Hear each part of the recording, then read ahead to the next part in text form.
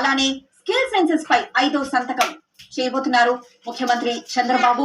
So Chandrababu Naidu on duty, ఆయన తన పని మొదలు పెట్టేశారు. సెక్రటేరియట్ కి చేరుకున్న వెంటనే ఆయన ఎక్కడా టైం వేస్ట్ చేయలేదు.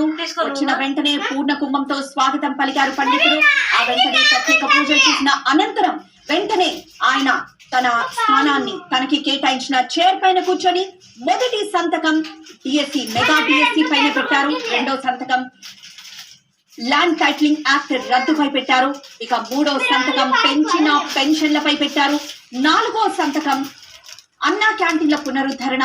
5వ సంతకం స్కిల్ సెన్సెస్ పై పెట్టారు. సో సెక్రటేరియట్ ఉద్యోగస్తులందరూ చంద్రబాబు నాయుడుతో మాట్లాడడానికి వచ్చారు. కొంతమంది ప్రజలు కూడా అక్కడ చేరుకున్న దృశ్యాన్ని చూస్తున్నాము. కొంతమంది మహిళలు అక్కడికి చేరుకున్నారు.